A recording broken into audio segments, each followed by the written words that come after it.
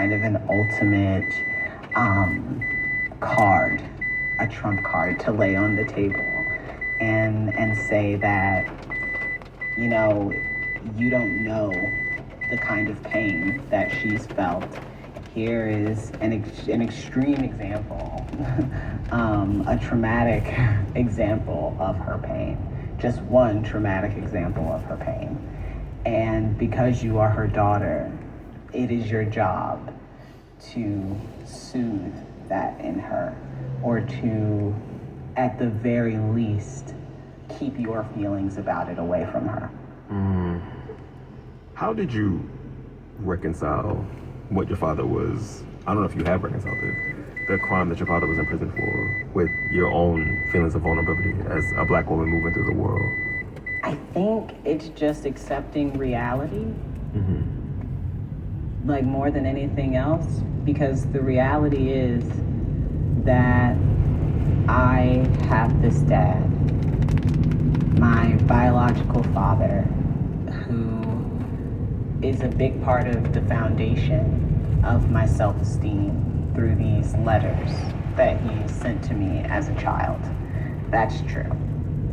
It is also true that my dad is a person who raped 2 people. And that will always be true.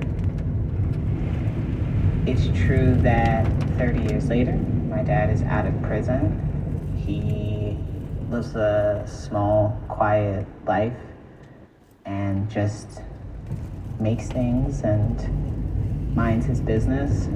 And he has to carry all of the things that he's done. And there are other people in the world who have to carry what he's done to them. And all of those things are true at the same time. That's just reality. I can decide how I want to move through reality. I can decide how I want to react to reality. But I think what's most important is that I just accept reality. And there will always be consequences for our actions. But what are you going to do on a day-to-day basis while you're living your life? Are you going to live in a place where you deny reality and you think to yourself, I love this person, but only because I choose to forget that they've done terrible things, heinous things? Or do I say, this is reality, this is what it is, and I love you, and this thing that you've done, this terrible, horrible, heinous thing, I can't forgive you for, and I'll never try.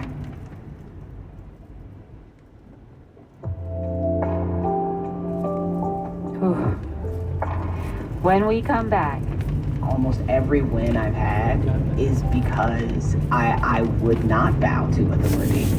I refused. Stay with us.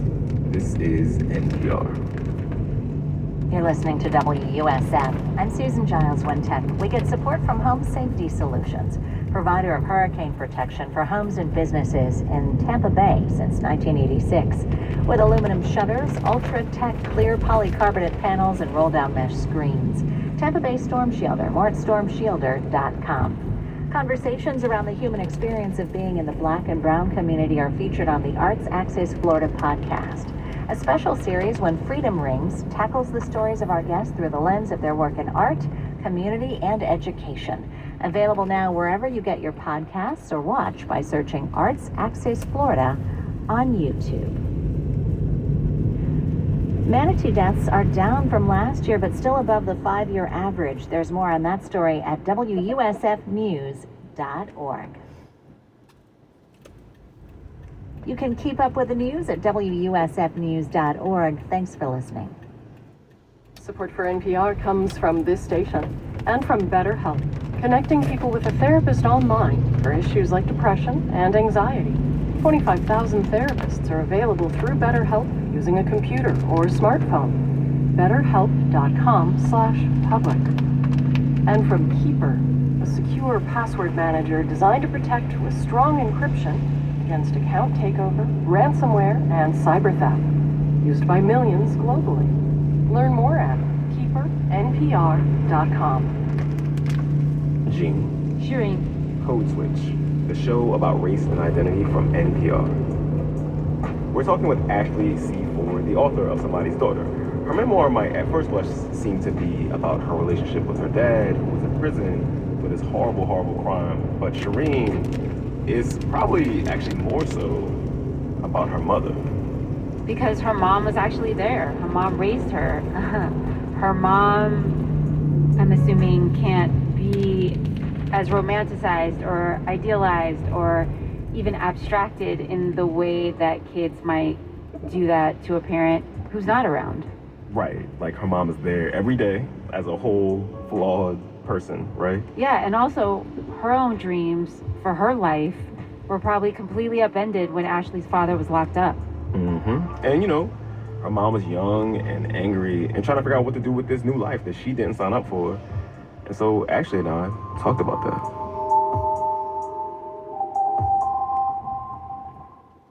There's a moment that you recount from when you're in grade school about you coming home and getting a beating because a teacher called your mom and told her that you said something vulgar in class, which you did not say. And the next day you confronted the teacher, which, by the way, props to you for confronting that teacher. That scene was very powerful to me, and the teacher realized that something had happened at home. And then when she sort of inquired, she realized that another little girl had misremembered the moment, sort of misattributed this thing to you. So this teacher calls home again to your mom, tells her what happens, and you get home, little, grade school you get home and you were basically waiting for your mom to apologize, and she just would not or could not do that. She could not give you that. Why did you decide to include those moments like that in the book about your mom?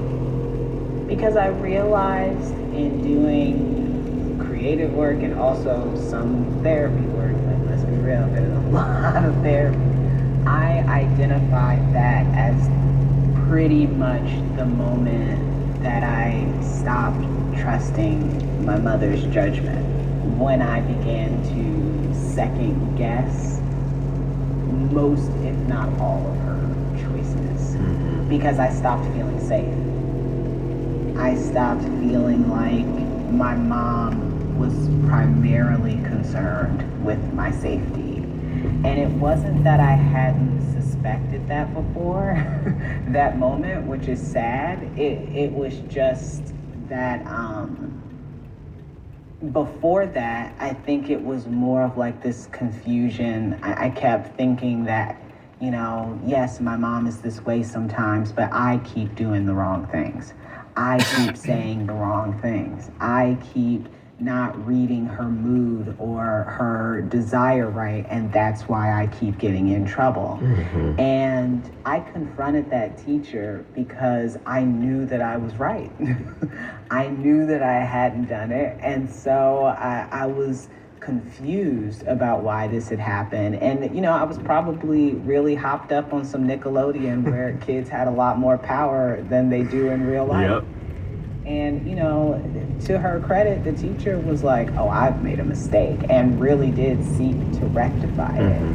And my mom's reluctance to just say she was sorry, or to even say, not even, I'm sorry, I hit you. If she had just said, I'm sorry I didn't listen, or I'm sorry I didn't believe you, or something very small and specific, I'm sorry that I made you call the little girl in class who's your best friend and apologize to her for having to hear you say that.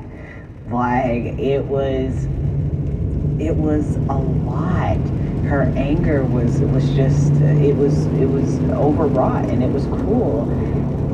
And as I got older, I realized that a lot of people's moms did something like that. I think that's why I decided to include it, was because it's one of those things that I hadn't ever read about in a memoir.